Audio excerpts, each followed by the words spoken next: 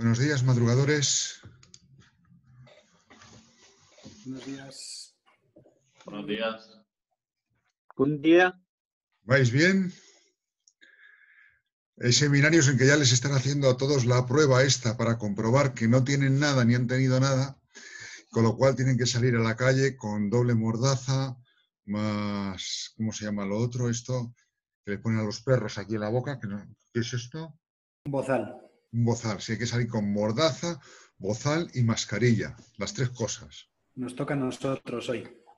A las 12:30 tenemos que ir al obispado a hacernos la prueba. Sí. A mí me lo mandaron también de la parroquia y el obispo quiere que, el de Madrid, que se lo hagan todos, ¿no? Los sacerdotes y personal de la iglesia. Pero bueno, como la mayoría vamos a salir que no lo hemos pasado, significa que mañana me lo puedo coger. O sea, a mí cuando me entreguen el análisis, no lo has tenido. Y dice, bueno, y si desde que me he hecho el análisis hasta ahí me lo he cogido y lo estoy incubando, ¿qué pasa, no? Pero bueno, para los que lo hayan pasado y queden inmunizados al menos una temporada, estará fenomenal. Muy bien. Ya va llegando la gente. Hay aquí José Ignacio Barrio, puede ser, José Ignacio con B, que tiene un iconito de imagen que es como un Gandalf, el gris, pero en plan Legoland. Tiene problemas para conectarse, porque ya está conectado y se va.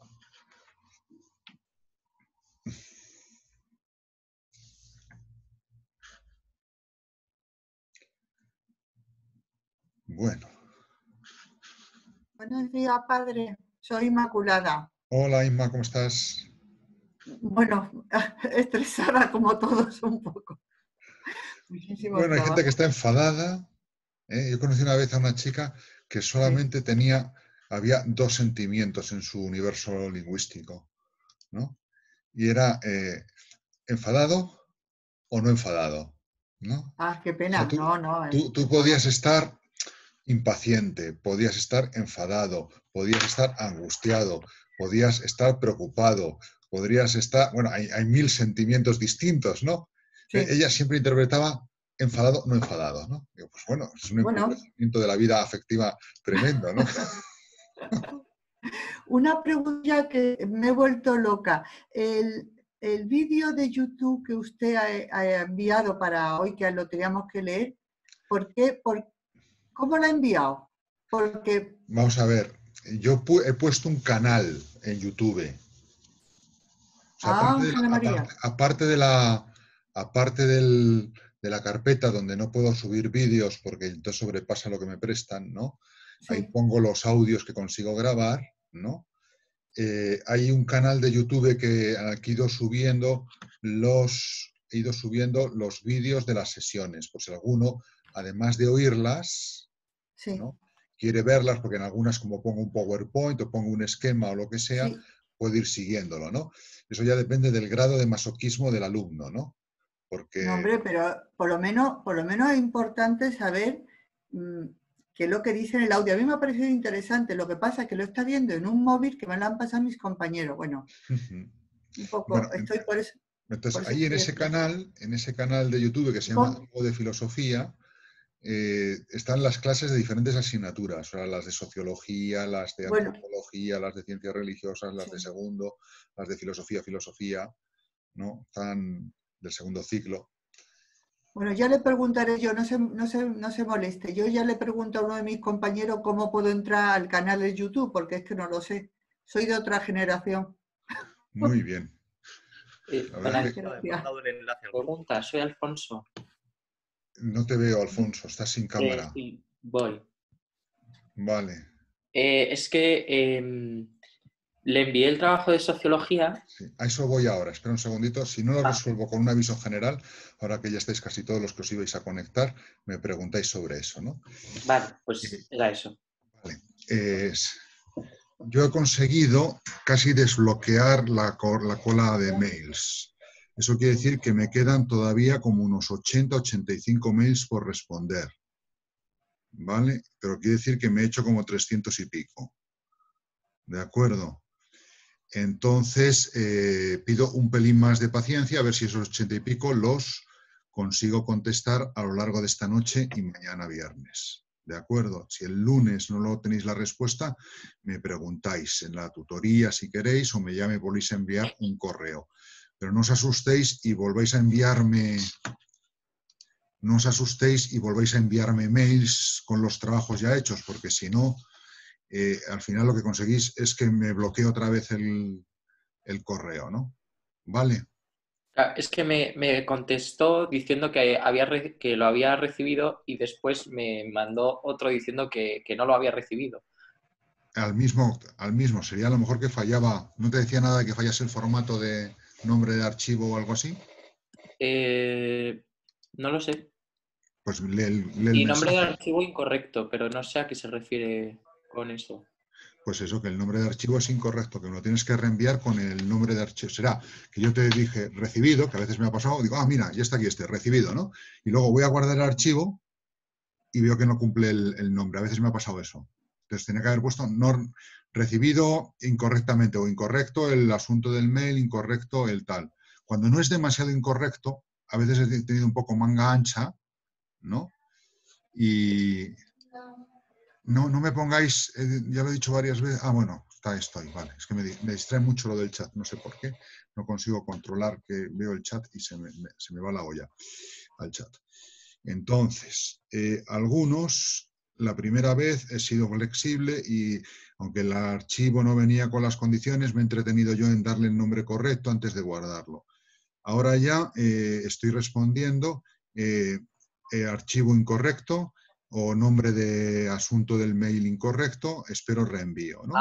Claro, es que yo puse el asunto bien, vale, pero cambiar el archivo entonces. Entonces, yo os ruego ahí, yo comprendo que es un poco pijo y si estás desde fuera puede parecer, este profesor es un maniático con el nombre del archivo.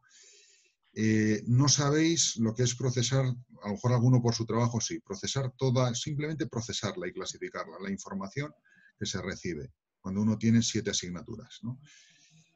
Y cuando en cada asignatura hay, tal y como estaban planteadas en origen, multitud de mini trabajos, ¿no? Entonces es muy importante para que yo pueda procesar la información sin equivocarme y teniendo tiempo suficiente para hacerlo, que os atengáis a las normas esas de los nombres del mail y del el asunto del mail y la forma de nombrar el archivo. Hay alumnos que me ponen el más, ¿no? Después de haber puesto un ejemplo, el más es cómo se construye el nombre del archivo, ¿no? Antropología con mayúsculas, seguido de chun chun chun con minúsculas, ¿no? Una vez que lo has puesto, el más tiene que desaparecer. Más, guiones, espacios, todas esas cosas, sois muy creativos, desaparecen, ¿no?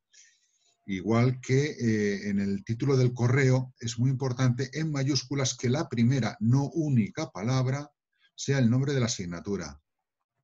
Antropología, con mayúsculas. Y luego ya personalizas. Soy Juanito, que tiene una duda. O soy Pedro, que le manda un trabajo. Y ya está, ¿no? Pero si solo pones antropología, dado la sobresaturación que hay en las redes, que significa, por ejemplo, que cuando yo conecto el Outlook aquí a la Wi-Fi que tengo, no refresca rápido. Con lo cual hay correos que los clicas y desaparece o se pasa a otro que está entrando en ese momento. O sea, aparece como leído correos que no están leídos o agrupados con el mismo título. Tú pones antropología, otro pone antropología y me los agrupa, ¿no? O tú me contestas a un correo que yo envié con instrucciones de cómo había que hacer un trabajo y entonces ese correo, en vez de aparecer como correo nuevo, aparece dentro de esa conversación y a veces como leído, o a veces me lo refresca como no leído al cabo de 3 o 4 días. No sé muy bien por qué, pero yo lo atribuyo a que Outlook siempre ha sido una aplicación muy buena, pero al mismo tiempo complicadilla, y al mismo tiempo las velocidades de refresco que tienen las conexiones hoy, ¿no? Entonces, es muy importante que hagáis ese pequeño esfuerzo, que no es tan difícil, ¿no? De poner el nombre bien, ¿no? Porque a mí me facilita la vida y evita errores, ¿no? De que un trabajo que me hayas hecho se me envía, ¿no? Algunos alumnos, eso ya se verá en la primera semana de junio, que es cuando pienso podérmelos corregir, ¿no? Me envían los archivos con el mismo nombre todos, ¿no? Con lo cual no sé si es el mismo archivo cuando lo descargo o no, con lo cual el último que descargo borra la anterior, ¿no? Claro, si me mandas 3 controles de lectura, 4 resúmenes del libro y 2 trabajos y todos se llaman igual, no sé si me estoy explicando, ¿no? Entonces, bueno, ya si hay problemas de eso los solucionaremos, pero las cosas tienen un porqué, ¿no? Y los profesores, los que seáis profesores, veréis que os estáis a veces, lo sabéis, ¿no? Que es casi imposible gestionar toda esa información, ¿no? O sea, si esto lo prevés desde el inicio del curso, a lo mejor planteas otro sistema de trabajos o lo que sea, ¿no? Pero hubiese sido justo con vosotros, ¿no? Muy bien. Bueno, pues igual que... Bueno, yo creo que de esto de los trabajos hay alguna duda de cómo entregarlos, cómo no entregarlos, tal. Los que todavía no hayáis recibido respuesta, podéis estar entre esos 70, 80 correos que me queda por responder. Entonces, yo espero que entre hoy y mañana me dé tiempo a hacerlo. ¿Vale? Muy bien. Y con las fechas, pues ya habéis visto que estoy siendo bastante flexible. Bueno, vamos allá. La primera parte de esta hora la vamos a dedicar un poquito a hablar del tema de la evolución. Yo voy a poner el PowerPoint que os he enviado y que habéis visto, y los que hayáis oído la charla podréis intervenir haciendo preguntas, ¿no? Los que no hayáis leído se notará si habéis leído o no, en principio. Bueno, voy a compartir la pantalla, si se deja esto.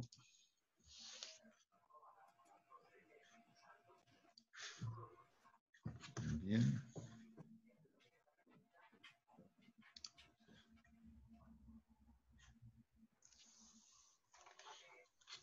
A ver si ahora funciona la aplicación.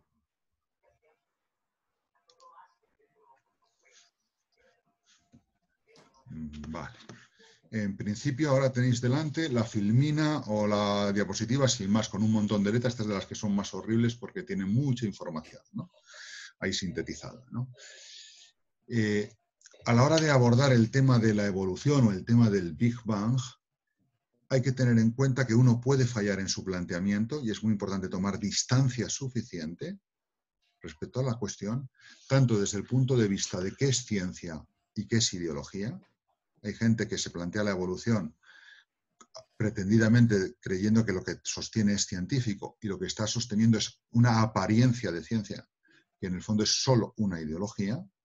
Y entonces a esa persona tú no tienes que dialogar con ella, o si ese es tu problema, no tienes que resolverte ese problema desde el punto de vista de la ciencia. Lo que tienes que hacer es mostrar dónde está el cientificismo o dónde está la ideología para desmontarla y superarla, ¿no? Tanto en ti como en el otro, ¿no? Y el otro punto está también, a veces en nosotros, que somos al 100% creyentes y demás, que podemos reducir la fe de diferentes maneras, unas veces por defecto, ¿no? Y otras veces por exceso. Y bueno, aquí comento varias cosas, ¿no? A la hora de ver el evolucionismo, la teoría de la evolución, hay una ideología evolucionista de carácter materialista. Eso ya no es ciencia, ¿no? Eso es un materialismo más. Mantiene que todo es materia y nada más que materia. Una materia que además no es perfectamente metida dentro de unos esquemas predecibles y por lo tanto tiene que acudir ante la novedad y la complejidad del asunto al azar, ¿no? Que es como la proclamación del absurdo, ¿no? Es decir, algo que es súper ordenado, súper claro, súper tal, se interpreta como fruto del azar, ¿no? Es decir, bueno, yo que soy racionalista, cientificista, porque creo que solo todo es materia y se rige por las leyes de la materia, como explicación última de lo que pasa en el mundo de la materia, no hay una explicación racional, sino el azar, ¿no? Y pues bueno, esto es que es lógicamente como contradictorio, ¿no? Es como muy evidente, ¿no?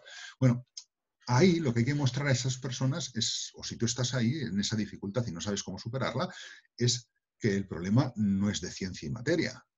Este es un problema de ideología filosófica, de planteamiento filosófico, ¿no? Te has situado en una ideología materialista no justificada que piensa que todo se reduce a materia, ¿no? O una ideología cientificista, ¿no? Solamente existe aquello que la ciencia puede estudiar con sus métodos. Pero esto es decir, yo tengo un canuto que está fenomenal para absorber líquidos y para hacer experimentos, pero no hay nada más que aquello que entra por mi canuto. Y dice, mira, no, tu canuto es estupendo, pero el mundo es más grande que tu canuto, ¿no? Es el cientificismo, que ya nos lo hemos encontrado muchísimas veces, ¿no? El cientificismo no es científico. Eso es lo fundamental de la crítica al cientificismo, ¿no? Es una petición de principio, ¿no? No es científico, es una ideología más, ¿no? Ellos tienen fe en la ciencia. No son científicos, son cientificistas, ¿no? Y creen que todo se reduce a lo que la ciencia puede ver. Mira, no, la ciencia es maravillosa, pero va más allá. Y esto aplicado a la evolución también pasa, ¿no? Es decir, es que solo hay en el proceso evolutivo aquello que la ciencia ve. ¿Ya, no? La evolución es lo que es. Y lo que la ciencia aporta es una parte del problema. Luego hay otra parte del problema que es filosófico. Y luego los creyentes tienen que plantearse una serie de cuestiones que atañen a su visión de la realidad conforme a su fe, ¿no? Que es lo que hace el teólogo en la antropología teológica, ¿no? Bien. Y luego está una tercera ideología, que es la ideología evolucionista, ¿no? Esta estuvo muy de moda y hay versiones que intentan de ser compaginables con lo cristiano, ¿no?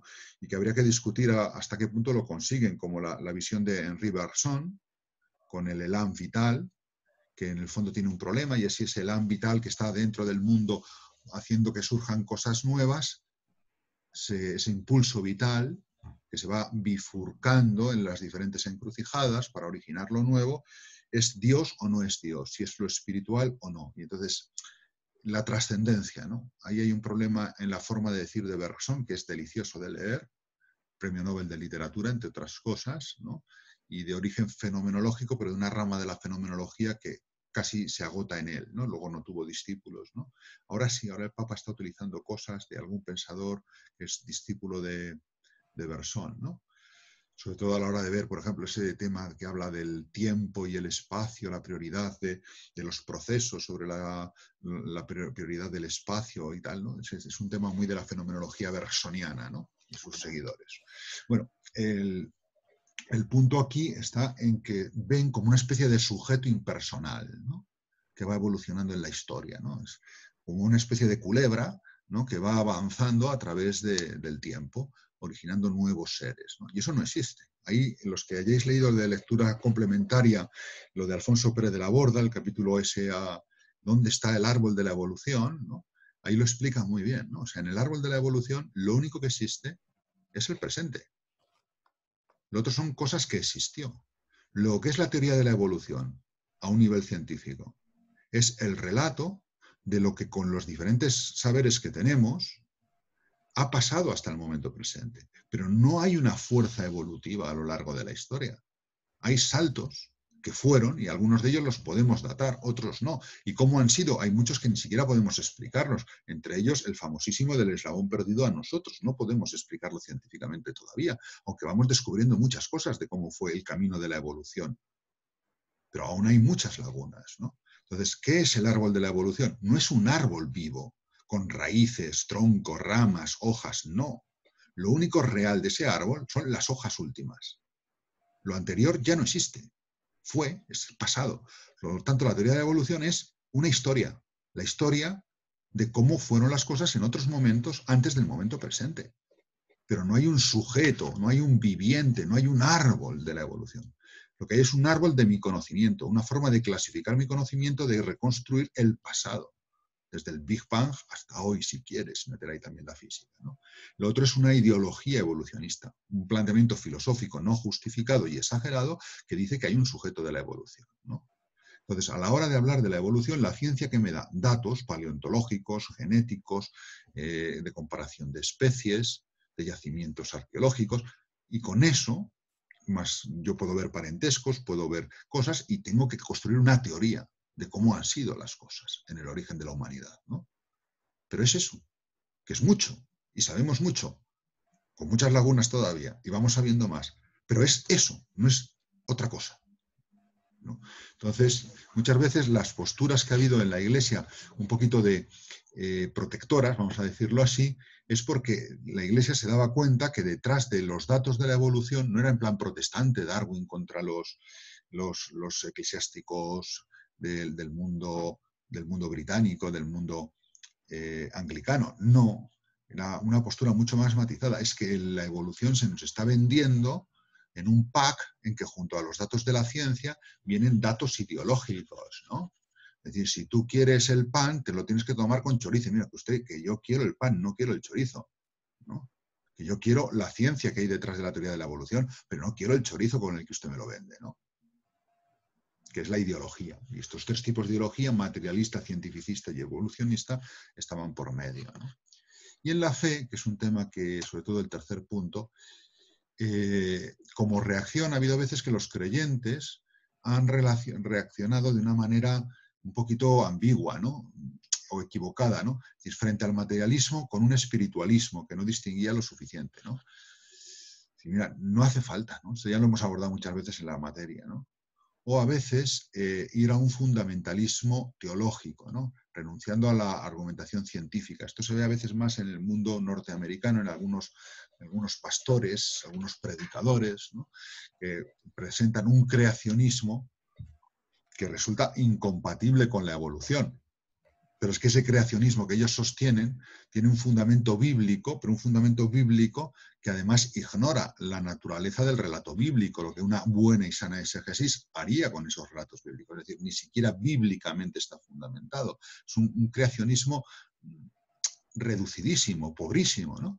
Y encima, cuando se defiende, aparece como si fuese una postura de la Iglesia o del creyente. Mira, yo no me identifico con eso. Ese creacionismo es que racionalmente no se sostiene y desde el punto de vista de la fe tampoco se sostiene, tampoco es eso, ¿no? Es decir, bien, bueno, pues creacionismo, ojo, porque yo soy creacionista y yo soy evolucionista. En el sentido de que yo pienso que la evolución es verdad y yo pienso que hay creación. Pero yo no soy creacionista en el sentido que dicen estas personas, ¿no? Ni soy evolucionista en el sentido que lo dice la ideología del evolucionismo, ¿no? Y luego la tercera tentación, que quizás sea la más frecuente en nuestros ámbitos europeos de pensamiento, entre los cristianos, es el Dios tapa agujeros, ¿no? Es el que dice, bueno, aquí en el Big Bang, ¿no ves? Antes del Big Bang tenía que haber algo. Por lo tanto, el Big Bang, como es una explosión originaria, muestra que existía Dios. Pues no. No.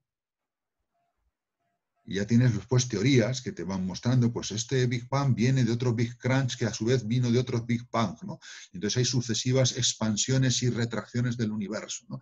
Tenemos que calcular la masa del universo y para eso tenemos que saber qué es un agujero negro para poder saber si la fuerza de la gravedad conseguirá frenar y desacelerar suficientemente la expansión original en la cual actualmente nos hallamos y una vez que la frene se quedará así quieto.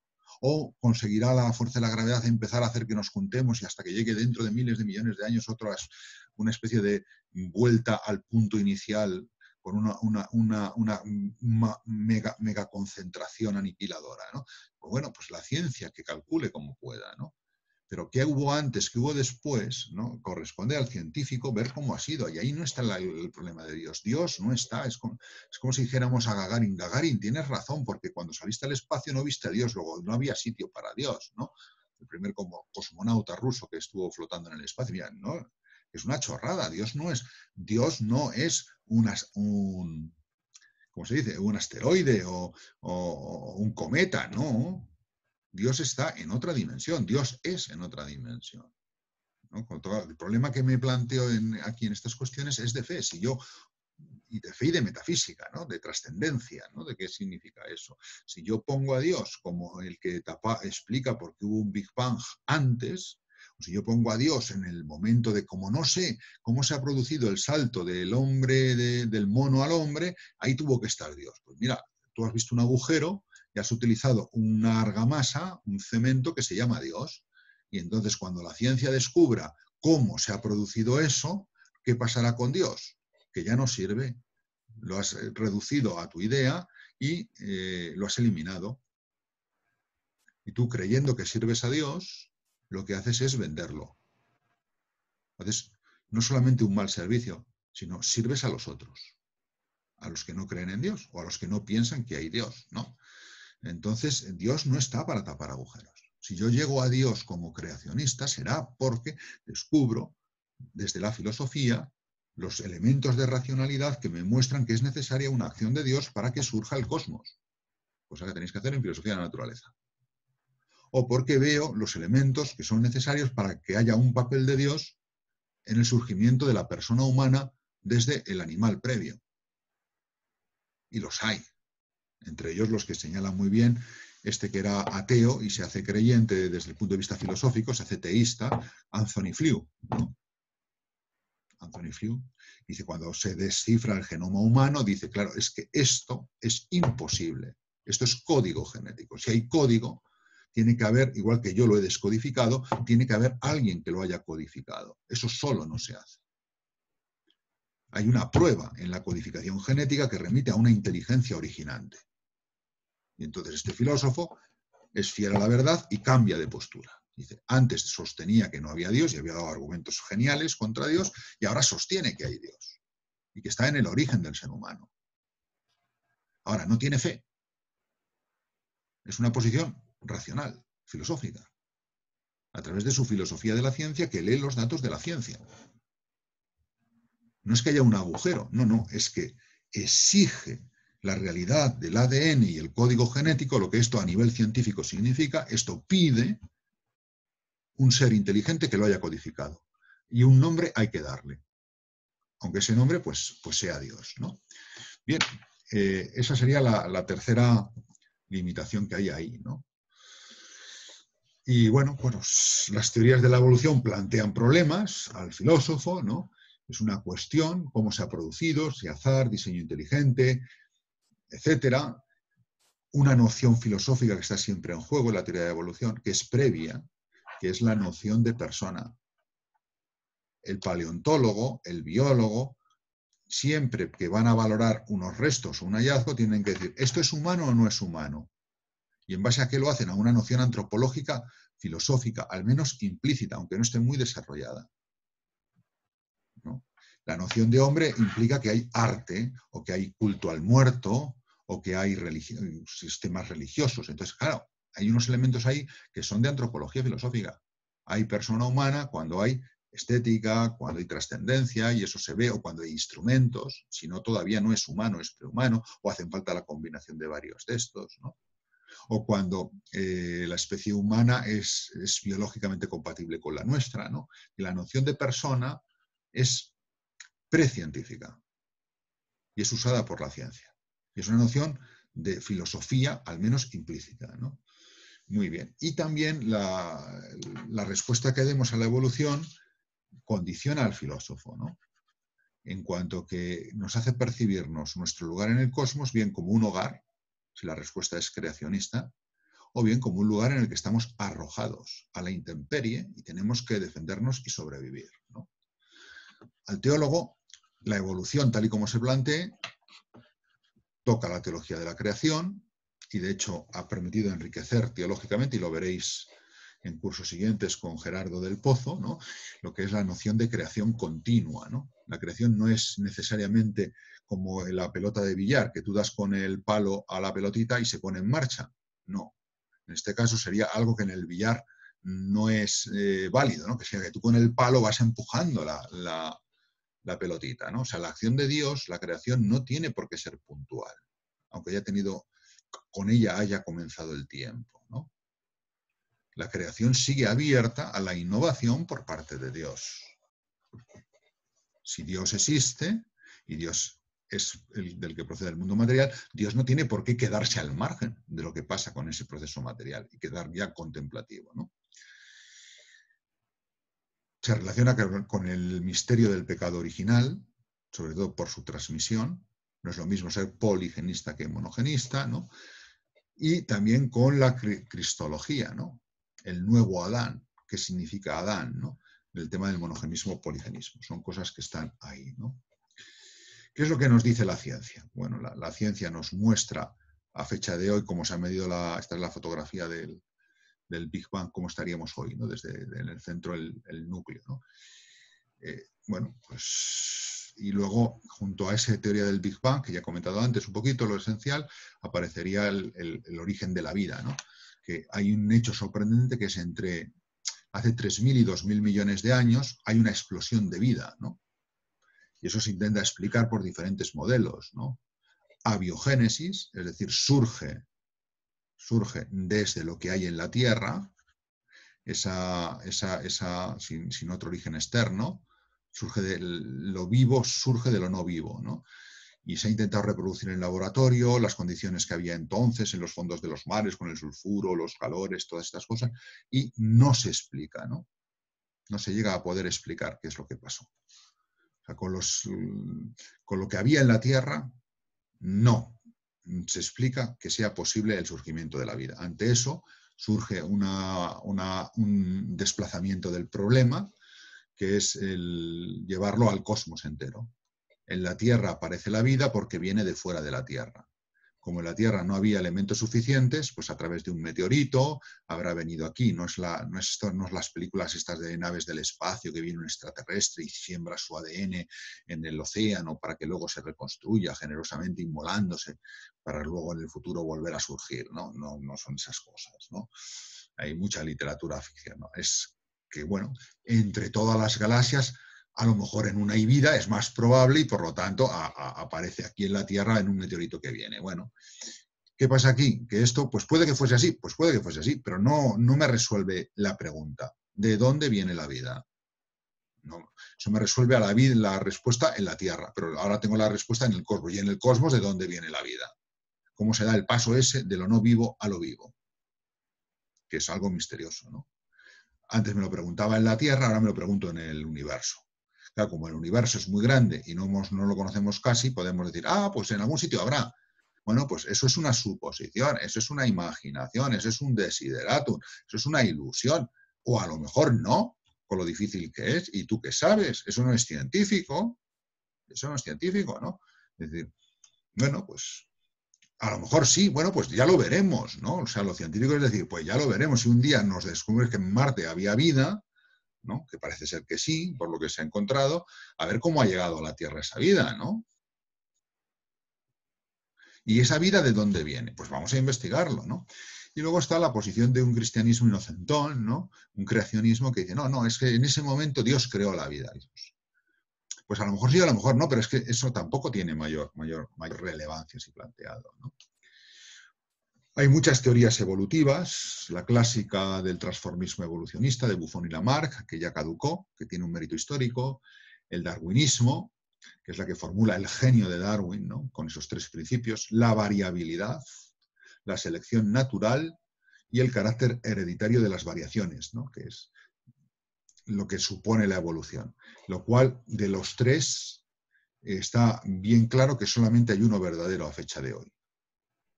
Es decir, el uno, la variabilidad de las especies, es falso. Sabemos que la naturaleza biológicamente es conservadora, que cuando se produce una mutación en una especie, normalmente se crea un monstruo que no sobrevive, un ser aberrante. Es muy rara una variación que pueda, o sea, no hay una gran variabilidad, no. Lo que hay es conservador. Una vez que hay una especie, esa especie se reproduce y tiende a conservarse a sí misma, ¿no?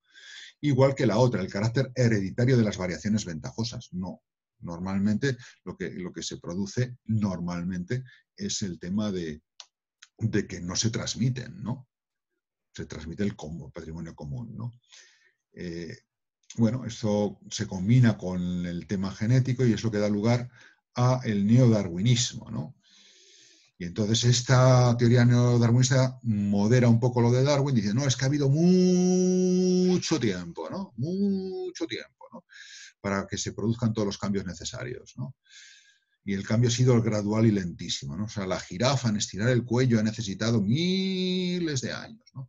Bueno, eso, cuando uno coge el reloj molecular de Kimura, por ejemplo, o lo que significa para que una mutación, eso lo tenéis muy bien en el gráfico, sale por... Hay un gráfico, yo creo que lo había puesto, sí, este gráfico que está aquí, que lo recoge, es de Jules Carls, pero lo recoge Carlos Valverde, ¿no? Muestra cómo para que una mutación de OO a MM de un solo rasgo sea dominante, aun teniendo mucha suerte, hacen falta al menos 4 generaciones, ¿no? Para un rasgo, ¿no? Es decir, el proceso lento de pequeños cambios es algo que no funciona, ¿no? No se explicaría falta, en el fondo, un tiempo infinitamente mayor que el de la edad del cosmos que tenemos y la edad de la Tierra, o desde el principio de la vida que ha habido en la Tierra, para poder explicar con la teoría neodarwinista que esto ha pasado. O sea, la teoría neutral del reloj molecular aporta datos que modifican, ¿no? Es decir, mira, no sirve el neodarwinismo, porque hay un dato que aparece, es la ortogénesis. La aparición del ser humano parece que ha sido rectilínea, solamente ensayo y error, mutación por 4 generaciones, más el tiempo molecular que permite calcular la edad de una especie hacia el pasado con cierta precisión, lo que muestran es que el tiempo es muy breve. Entonces te quedas, ¿cómo ha sido posible que en tan poco tiempo aparezca el ser humano, ¿no? Fijaos que es justo lo contrario de lo que los dibujitos que nos enseñan en los colegios y en el bachillerato hacen que sea el pensar popular. No es que como ha habido mucho tiempo, que no ha habido mucho tiempo, que es cortísimo el tiempo que ha pasado, ¿no? Por eso surge la teoría que es por la que yo me inclino más hoy, que es la teoría de equilibrios puntuales y saltos por azar, ¿no? Que no significa que Dios esté al margen, sino que de repente se produce un salto realmente cualitativo, no pequeños saltitos que se van acumulando. Y ese salto resulta que propicia el siguiente.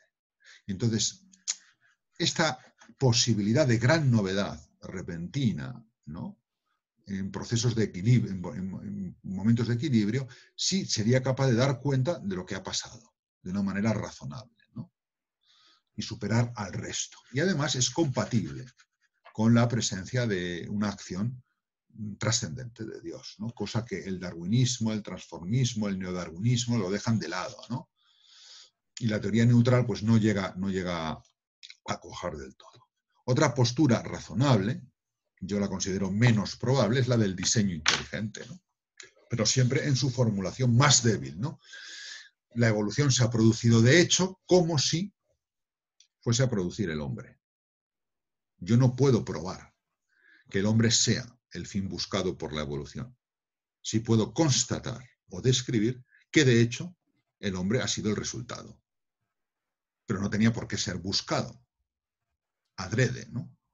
Entonces, ojo al finalismo que uno mete ahí. Si uno mete un principio antrópico fuerte o terminal, es decir, que ya con el hombre se ha conseguido el máximo y ya se para la evolución, está haciendo una lectura bien filosófico-ideológica, bien teológica del problema de la evolución. El punto y omega buscado y logrado y definitivo y terminal es el hombre. Pues, ¿y tú qué sabes? Eso es teología escatológica, ¿no?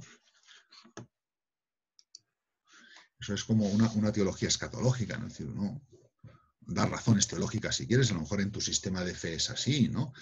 Nosotros tenemos en Cristo y el hombre en Cristo, ¿vale? Pero no es un argumento filosófico. El principio antrópico terminal no nos vale. O el fuerte, ¿no? La naturaleza buscaba realmente al hombre.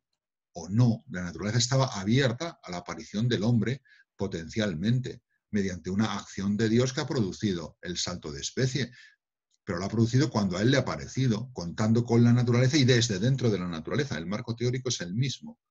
Esos 4 elementos de la materia, la trascendencia, inmanencia, la acción de Dios, ¿no?, para la aparición de un ser espiritual, ¿no?, son los mismos que en la ontogénesis de cada persona humana, ¿no?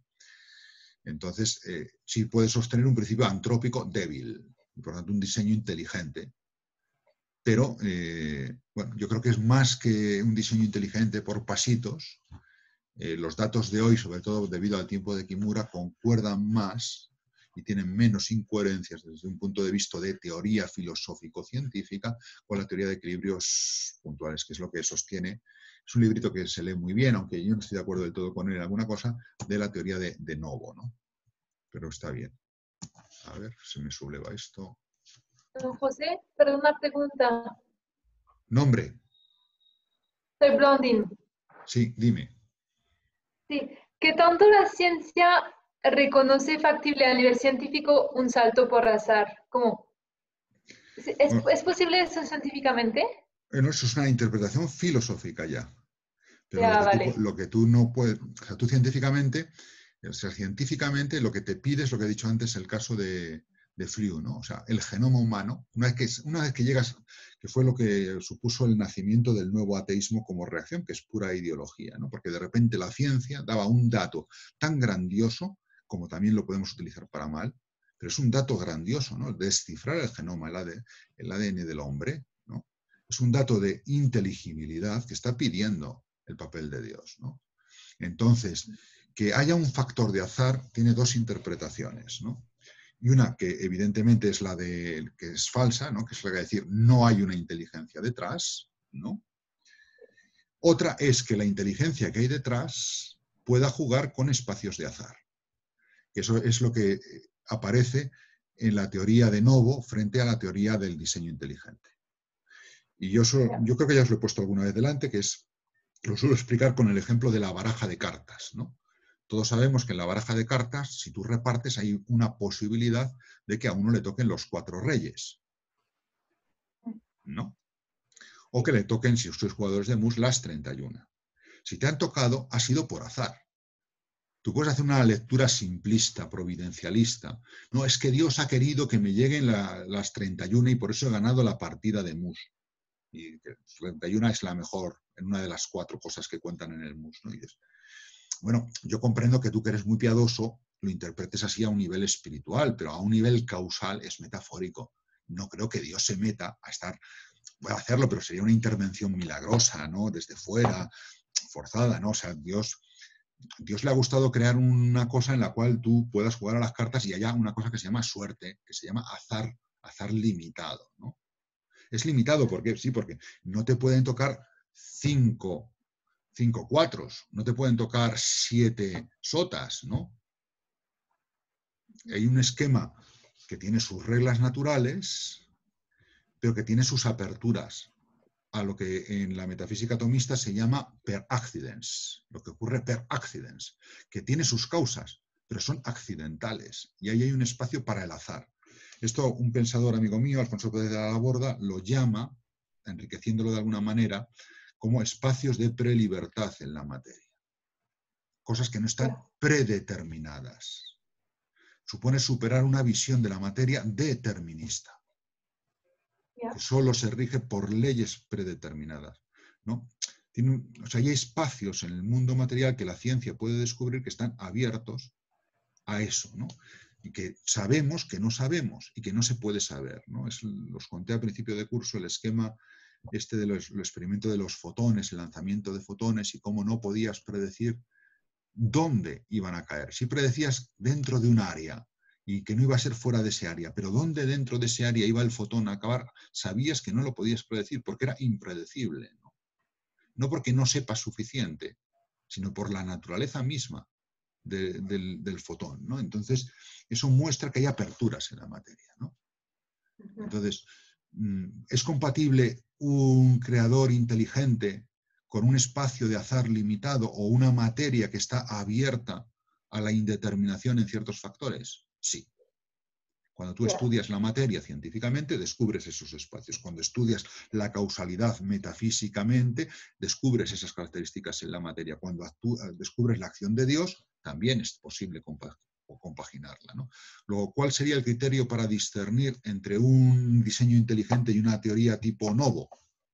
Los datos que aporte la ciencia sobre realmente si hay una progresión como si fuese la construcción de un edificio arquitectónico, o si hay una producción de tipo artista, que de repente el artista coge la pintura y ¡chas!, ¿no? Expande ahí una luz nueva dentro del cuadro, ¿no?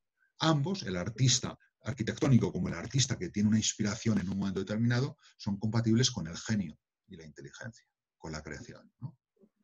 Y los datos, en mi opinión, en la medida que yo los conozco, apoyan más lo de Novo, ¿no? Y apoyan que haya posturas de azar, ¿no? Aunque siempre metiendo un poquito más, en mi opinión, el papel de la inteligencia creadora de lo que hace Novo. Y en eso yo creo que lo que hace Buber es muy claro, ¿no? Bueno, estas son cosas que ya sabéis. Bueno, espero que te haya respondido, no sé, a lo mejor me he enrollado demasiado. Sí, gracias. Vale. Bueno, este es el libro de Javier Novo, Evolución para creyentes y otros escépticos, es muy divulgativo, ¿no? Hay datos muy curiosos, lo de la polilla londinense, que se pensó que era una evolución y no era una evolución, era simplemente que las polillas ponen huevos mitad y mitad, de polilla blanca y de polilla negra. Entonces en Londres, cuando estaba contaminada, los pájaros veían las polillas blancas y se las comían a toda velocidad, ¿no? Cuando descontaminaron, en vez de comerse las blancas, se comían las negras, porque eran las que resaltaban en una atmósfera más limpia, ¿no? Pero hubo algunos que se dijeron, no, hemos visto un salto evolutivo, las polillas se adaptan a la nueva situación, haciéndose ahora blancas, y mientras que antes eran negras. Mira, no, es que antes las negras no se veían y sobrevivían a los pájaros, y ahora las que no se ven son las blancas, y son las que se comen los pájaros, las negras, ¿no? No ha habido evolución ninguna, ¿no? O sea, ojo ahí a la divulgación, ¿no? Otro dato interesante, ¿no? Todos, menos los subsaharianos, como llamamos ahora, todos llevamos células de neandertal, ¿no? Genes de neandertal. O sea, si alguien te llama neandertal, no te insulta, está diciendo una parte de tu verdad, ¿no? Igual que llevas un hidrógeno que tiene la edad del cosmos, también. El 60% tuyo es tan antiguo como eso, ¿no? Bueno, pues eso está ahí, ¿no? Esos temas hacen que sepamos tomarnos con mucha humildad los datos de la ciencia, ¿no? Y que eso no podamos volcarlo sobre otras fuentes de conocimiento como el bíblico sin más, ¿no? Los científicos hoy hablan mucho del Adán genético y de la Eva mitocondrial, porque se descubre que hay un primer ser humano, varón común, antepasado común a todos, y una primera Eva, que hay una remota posibilidad que conviviesen en el tiempo. Pero no sabemos si convivieron o no. Puede que hubiesen más machos o más hembras de ese ser humano o de ese pre-ser humano, ¿no? Porque habría que discernir exactamente eso, ¿no? Pero bueno, es bonito de todas maneras que la ciencia sea capaz ya a través de los cromosomas que quedan en las placentas de diferentes nacimientos en diferentes razas de diferentes partes del mundo, haber localizado una antepasada común, que la llamaron así, Eva mitocondrial, pero no es la Eva bíblica, ¿eh? O que seamos capaces de localizar genéticamente un primer ser humano común, varón, ¿no? Vale. ¿Esto apoya, demuestra que la Biblia tenía razón y Adán y Eva paseaban desnuditos por el paraíso? No. Ni aprueba ni desaprueba. Es otra cosa. Es otro discurso, ¿no? Los científicos no han descubierto a Adán, no han descubierto a Eva, igual que no descubrieron con el Big Bang el momento de la creación. Es otro ámbito de saber, ¿no? Bien. Bueno, si queréis ver cómo desde el origen en los grandes lagos de África la humanidad se va expandiendo por todo el mundo. Eso sí prueba la unidad del género humano. Y ahora científicamente el monogenismo es lo más creíble, ¿no? El monogenismo tiene un problema y es que en el origen del salto evolutivo siempre es muy difícil un salto evolutivo y más un salto evolutivo a favor y que domine. Con lo cual, si el mismo salto evolutivo se dé 2 veces y en diferentes sitios, es súper complicado, ¿no? Es como decir que me toque la lotería comprando 4 boletos el día del niño y me toque el primer premio, el segundo premio, el tercer premio y el 4 premio. Mira, ya tienes suerte que te toque un premio, ¿no? Aquí, que se produjese un salto para Adán, un salto para Eva, un salto para Adancito y un salto para Evacita, y así es súper complicado, ¿no? O sea, ya el salto de Adán es estadísticamente muy poco probable, ¿no? Bueno, Dios puede hacer lo que quiera, pero eso es la cuestión teológica, ¿no? Desde un punto de vista de la ciencia y la filosofía, la navaja de Ockham aquí funciona. Cuanto menos salto haya, más creíble es el asunto filosóficamente, ¿no? Y es donde aparece la teoría de, bueno, yo creo que estaba por aquí. No, lo tenía un poquito antes. Bueno, lo cita Moratalla y... no, lo tengo aquí, en el lateral, Leyen, ¿no? Que es muy católico este premio Nobel, y dice, para el primer salto podría ser que el prehomínido, el eslabón perdido, quedase embarazado de gemelos heterocarióticos, que quiere decir que pueden ser de distinto sexo, de manera que no sean niño-niño, sino niño-niña. Entonces, en la teoría evolutiva habría una posibilidad que sería la más razonable, y Leyen hace sus cosas biológicas, que sería que Adán y Eva sean gemelos heterocarióticos, no sé qué, que es algo que nunca se ha visto en la especie humana, ¿no? Bueno, es respetable porque lo dice Leyen, ¿no? Pero es tan altamente improbable, ¿no?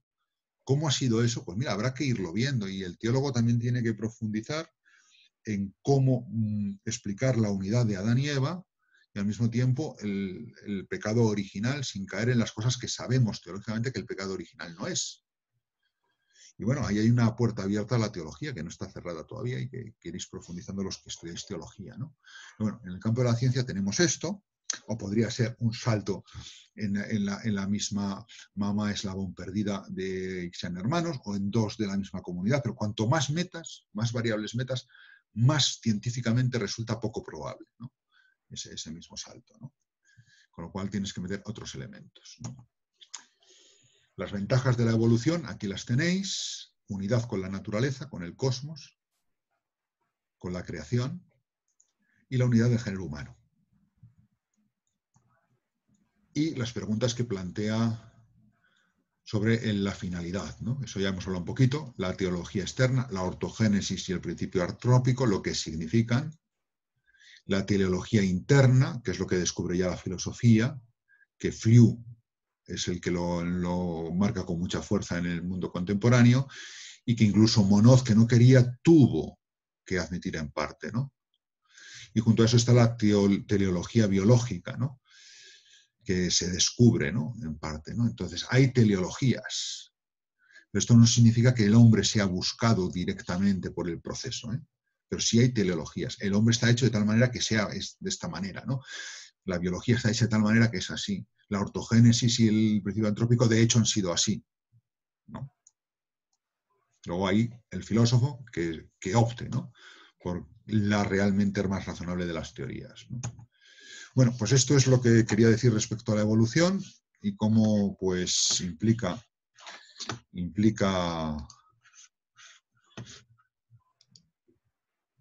un remitir a un papel necesario para la aparición del hombre como un ser espiritual de Dios. O sea, en el momento en que la ciencia me dice hay esto, yo tengo que admitir un papel también de Dios, con las mismas condiciones que la aparición del ser humano. O sea, interno, no trascendente, ¿no? No trascendente en el sentido de fuera, con la misma cuestión de inmanencia-trascendencia, o sea, actúa desde dentro, desde otro nivel. Y el motivo es filosófico, es decir, el resultado no es un ser puramente material y racional, el resultado es un ser de carne, es un ser que es materia espiritual, que es espíritu encarnado, ¿no? Y eso requiere, entre las causas, en vez de ser gameto masculino-femenino y papá y mamá, es un proceso evolutivo con unos saltos que la ciencia descubre, pero hace falta en el paso de la aparición del ser humano el papel del creador, ¿no? Bueno, al final no se ha dejado casi espacio para preguntar. Como es la hora del Regina Coeli, hacemos Regina Coeli y dejamos 10 minutos para preguntar después del descanso, ¿de acuerdo?